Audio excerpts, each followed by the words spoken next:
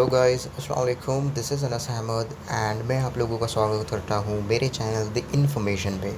तो गाइस, आज की जो वीडियो होने वाली है वो बेसिकली आधार कार्ड से रिलेटेड होने वाली है, क्योंकि मैंने बहुत सारे बच्चों को देखा है कि उन्हें नहीं पता होता कि न्यू आधार कार्ड के लिए कैसे अप्लाई करें या फिर उसके अंदर कोई करेक्शन करानी है तो उसको कैसे कराएं।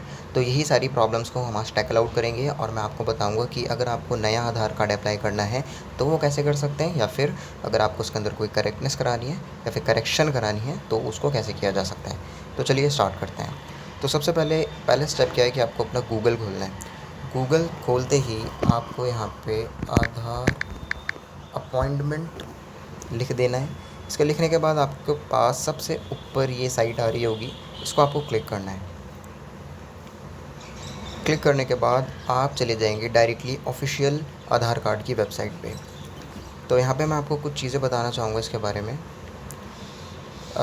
यहाँ पे बेसिकली आपको करना क्या है कि यहाँ पे आपको लोकेलिटी को सिलेक्ट कर लेना है। फॉर एन एग्ज़ाम्पल, अगर आप किसी भी स्टेट से बिलोंग करते हैं तो वहाँ पे नियर बाय कोई भी आपका आधार सेंटर होगा, उसको आपको क्लिक करके सिलेक्ट कर लेना है। जैसे मैं दिल्ली में रहता हूँ तो हमारे यहाँ बेसिकली 2 आधार सेंटर्स हैं, एक तो अक्षरधाम मेट्रो स्टेशन की तरफ और एक इंद्रलोक मेट्रो स्टेशन की तरफ, और एक मोहन स्टेट की तरफ। यहाँ पे बेसिकली 3 हैं और मेरे जो नियर बाय है वो अक्षरधाम है, क्योंकि मैं साउथ दिल्ली में रहता हूँ। तो इसके करने के बाद आप अ, अपने अकॉर्डिंगली क्लिक कर लेंगे एंड बुक अपॉइंटमेंट में प्रोसीड कर देंगे। तो आपके पास यहाँ 3 ऑप्शन आ जाएंगे, न्यू आधार के लिए, आधार अपडेट के लिए एंड मैनेज अपॉइंटमेंट्स के लिए। तो इसमें अगर आप नया आधार अप्लाई करना चाहते हैं तो यहाँ से क्लिक करके आप अपना ओटीपी जनरेट कर लेंगे, और अगर आपको आधार अपडेट करना है या उसके अंदर कोई करेक्शन करानी है तो आधार अपडेट पे करेंगे। इन दोनों में मैं आपको इन दोनों में डिफरेंस बताना चाहूँगा। यहाँ आप देख सकते हैं कि चार्जेस फॉर आधार सर्विसेज। देखिए, अगर आप आधार इनरोलमेंट करा रहे हैं, मतलब नए आधार के लिए अप्लाई कर रहे हैं, तो वो टोटली फ्री है।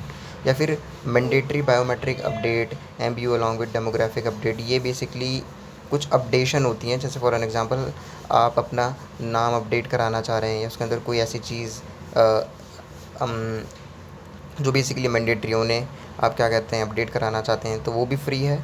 और अगर आपको बायोमेट्रिक अपडेट कराना है विदाउट डेमोग्राफिक अपडेट, मतलब आप बिना क्या कहते हैं नाम चेंज कराए या फिर एड्रेस चेंज कराए या फिर कह सकते हैं बर्थ डेट चेंज कराए, आप डायरेक्टली फ़ोटो या बायोमेट्रिक्स जो आइरिस वगैरह ये सारी चीज़ें होती हैं, जो आइज़ एंड फिंगरप्रिंट्स होती हैं, उनको चेंज कराना चाहते हैं बिना डेमोग्राफिक अपडेट के, तो आपके 100 रुपीज़ का चार्ज लगता है। अगर आप खाली डेमोग्राफिक अपडेट कराना चाहते हैं तो 50 रुपये का चार्ज लगता है। डेमोग्राफिक अपडेट का मतलब होता है नाम चेंज कराना, एड्रेस चेंज कराना, या फिर एज चेंज कराना, डेट ऑफ बर्थ चेंज कराना, ईमेल आईडी लगा देना एंड ये सारी चीज़ें। और ई आधार डाउनलोड अगर आपको करना है, आप चाहते हैं कि हमारा ऑनलाइन ही डाउनलोड हो जाए, तो उसके 30 रुपये अलग से चार्जेज लगेंगे। तो ये आप चार्जेज यहाँ पे देख सकते हैं। तो हम यहाँ पे न्यू आधार के लिए अप्लाई कर रहे हैं, तो यहाँ से आपको OTP जनरेट करना है, अपना जो भी आपका नंबर होगा। और मैं आपको एक और बात बता देता हूँ, ये घर से करना इसलिए इम्पोर्टेंट है क्योंकि बाहर से अगर आप कराते हैं तो 250 या 300 रुपये चार्जेज आपके जाते ही जाते हैं। तो यहाँ पे OTP भी आ चुका है, यहाँ से आप वेरीफाई कर लेंगे। वेरीफाई करने के बाद आप डायरेक्टली पहुंच जाएंगे इधर, अपॉइंटमेंट टाइप आ जाएगा, यहाँ पे रेजिडेंट टाइप आएगा। अगर आप ज़्यादातर बाहर रहते हैं, फॉरेन कंट्रीज़ में रहते हैं, तो आप नॉन रेजिडेंट पे क्लिक कर सकते हैं। लेकिन यूजुअली ज़्यादातर लोग जो हैं वो रेजिडेंट ऑफ इंडियन ही हैं, मतलब इंडिया में ही रहना देना होता है उनका, तो आप रेजिडेंट पे करें। यहाँ पे आपको कुछ करने की ज़रूरत नहीं, क्योंकि आपने ऑलरेडी वहाँ पे न्यू आधार के लिए कर दिया था, तो इस वजह से एनरोलमेंट ऑलरेडी यहाँ पे आएगा, यहाँ आप कुछ नहीं कर सकते। अगर आप अपडेट पे करते हैं तो यहाँ पे अपडेट लिखा था। देन आप डायरेक्टली पहुँच जाते हैं सेकंड पे। तो सेकंड स्टेप में आपके पास 2 ऑप्शन होते हैं, डॉक्यूमेंट एंड HOF। अब इसका मतलब क्या है? डॉक्यूमेंट, इसका मतलब होता है कि जब आप नए या फिर अपडेट कराना चाहते हैं, कोई करेक्शन के लिए कुछ भी ऐसा कराना चाहते हैं, तो आप करेक्ट उस चीज़ को करेक्ट बनवाने के लिए आपको कोई सपोर्टिव डॉक्यूमेंट देना होता है अपना। तो या तो आप अपना POI दे सकते हैं, POA दे सकते हैं, या DOB दे सकते हैं। DOB का मतलब होता है डेट ऑफ बर्थ, POA का मतलब होता है प्रूफ ऑफ एड्रेस, POI का मतलब होता है प्रूफ ऑफ आइडेंटिफिकेशन। तो प्रूफ ऑफ आइडेंटिफिकेशन में आप कुछ भी दे सकते हैं। फॉर एन एग्जांपल, अगर आपके पास कुछ भी नहीं है, आप नया बनवा रहे हैं, तो आप अपना स्कूल आईडी कार्ड भी दे सकते हैं, या फिर आप अपना एड्रेस के प्रूफ में तो आप इलेक्ट्रिसिटी बिल लगा सकते हैं, DOB आपकी जन्मपत्री सबकी होती है वो लगा सकते हैं। और अगर आपके पास इन केस कुछ नहीं है तो आपके पास एक और ऑप्शन होता है HOF का। HOF का मतलब होता है head of the family. Head of the family में मतलब जैसे आपके फादर हैं, वो अपने सपोर्टिव डॉक्यूमेंट्स लगा सकते हैं। ये बेसिकली बस प्रूफ करने के लिए होता है कि हाँ, ये मेरे सपोर्टिव डॉक्यूमेंट्स हैं, इनके बेस पे मैं ये बनवाना चाह रहा हूँ बस। देन आप अपना सिलेक्ट कर लेंगे स्टेट को, तो जैसे दिल्ली अपने अकॉर्डिंगली जो भी होगी, then New Delhi. Then other कौन सा आप सेंटर चूज़ करना चाहते हैं। जैसे दिल्ली में मैंने बताया था 2 हैं, अक्षरधाम एंड इंदरलोक, तो मेरे नियर बाय अक्षरधाम है क्योंकि मैं साउथ दिल्ली में रहता हूँ। देन आप सेकंड स्टेप पे चले जाएंगे। सेकंड स्टेप पे आपको बहुत केयरफुली अपनी सारी इन्फॉर्मेशन को भरना पड़ेगा क्योंकि ये बहुत इंपॉर्टेंट है। अब जैसे आप फुल नेम न्यू के लिए अप्लाई कर रहे हैं तो वो अपना करें। फॉर्म हमेशा कैपिटल लेटर्स में भरा करें, थोड़ा सही रहता है। अभी आपसे मांग रहे हैं नेम प्रूफ। जैसे मैंने बताया था, आपने डॉक्यूमेंट वहाँ पे पीछे सेलेक्ट किया था, तो इस वजह से आपको अपना कोई सपोर्टिव डॉक्यूमेंट लगाना पड़ेगा। इसमें से आप सर्च कर सकते हैं कि आपके पास क्या चीज़ है इसमें से जो आप लगा सकते हैं। अगर आप अभी अभी 18 साल के हो हैं, आपके पास ऐसा कुछ नहीं है कि जो सपोर्ट आप कर पाएँ, तो आप HOF सेलेक्ट कर सकते हैं। अगर अपने अकॉर्डिंगली आप लगा सकते हैं। अब जैसे कि मेरे पास पैन कार्ड वगैरह सारी चीज़ें हैं, तो मैं यहाँ पे पैन कार्ड लगा देता हूँ। एंड जेंडर आप सिलेक्ट कर लेंगे। देन आप अपनी डेट ऑफ बर्थ डाल देंगे, जो भी आपकी डेट ऑफ बर्थ है।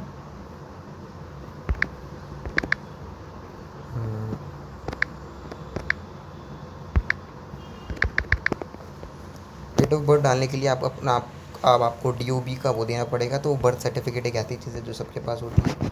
अपनी आप ईमेल आईडी भी डाल सकते हैं, ईमेल आईडी जो भी आपकी होगी डाल दी। अपना एरिया पिन कोड डालेंगे। अब आप एरिया पिन कोड के बाद आपको डालना पड़ेगा, जैसे आप एरिया पिन कोड डालेंगे तो आपके लोकेलिटीज़ के अकॉर्डिंगली जो भी आपकी वो है वो सब आ जाएंगी। तो हमारा ओखला है तो हम ओखला डाल देंगे।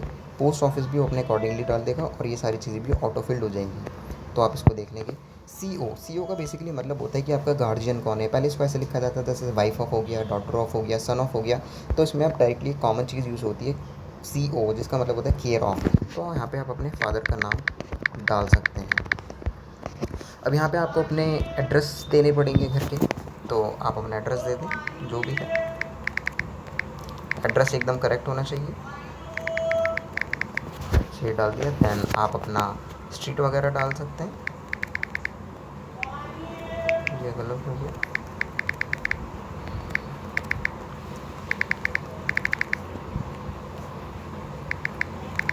अब इसके डालने के बाद आप यहाँ पे इसको शायद छोड़ सकते हैं, कोई दिक्कत नहीं है, डाल सकते हैं एरिया जैसे आप ओखला ही डालें, कोई दिक्कत नहीं।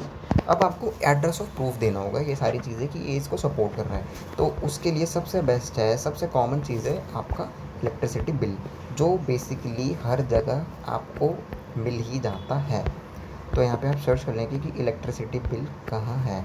अगर आपके पास ऐसा कुछ नहीं है तो स्कूल आइडेंटिटी कार्ड भी एक ऐसी चीज़ है जो आपको यूज़ कर सकते हैं। आपको किसी भी तरीके की प्रॉब्लम नहीं आने वाली है। यहाँ पे इतने सारे ऑप्शन आपको मिलेंगे। तो आप यहाँ जैसे ये रहा, वो 3 महीने से ज़्यादा पुराना नहीं होना चाहिए, इसका ध्यान रखें। इलेक्ट्रिसिटी बिल जो आप लगाएंगे या वाटर बिल, आपको जो भी लगाना है। उसके बाद थर्ड स्टेप में आपके साथ आता है स्टेप कि आपको कब अपॉइंटमेंट बुक करना है। अब यहाँ पे आप देख सकते हैं कि आज की जो डेट है वो सारे अपॉइंटमेंट, रेड डेट का मतलब है बुकड हुए में, वाइट का मतलब होगा कि स्लॉट जो है वो खाली है। अब तो हम अगस्त में पहुँच गए डायरेक्टली।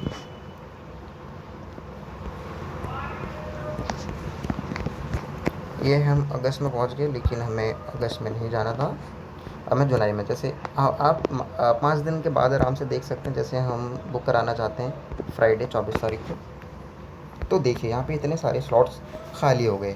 तो आप यहाँ से कोई सा भी बुक करा सकते हैं, फॉर कोई सा भी अपने टाइम के अकॉर्डिंगली। जैसे मैंने ये चुन लिया एंड आपकी ये कन्फर्मेशन हो जाएगी। देन आप इसको नेक्स्ट करेंगे।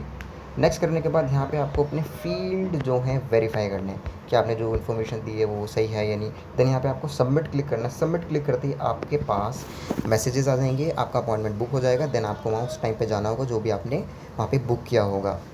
तो यही सारी जो चीज़ें थी वो आपको करनी है। बस ये 4 स्टेप्स में आप अपना अपॉइंटमेंट बुक कर लेते हैं और यही सारी चीज़ें होती हैं। और अगर आप अपडेट के लिए कर रहे हैं तो भी सारी चीज़ें आपको फॉलो करनी है। उसमें बस ये होगा कि आप जब सबमिट करेंगे तो वो पेमेंट मांगेगा। इसमें ये होगा कि आप अगर बस सबमिट पर क्लिक कर रहे हैं न्यू आधार के लिए, तो वो पूरा का पूरा सबमिट हो जाएगा विद फ्री ऑफ कॉस्ट। तो अगर आपको मेरी वीडियो पसंद आई है, so please share the channel and share the video also. like the video and subscribe to my channel so that it could be good for me and I could make these kind of videos for you more. Thank you guys.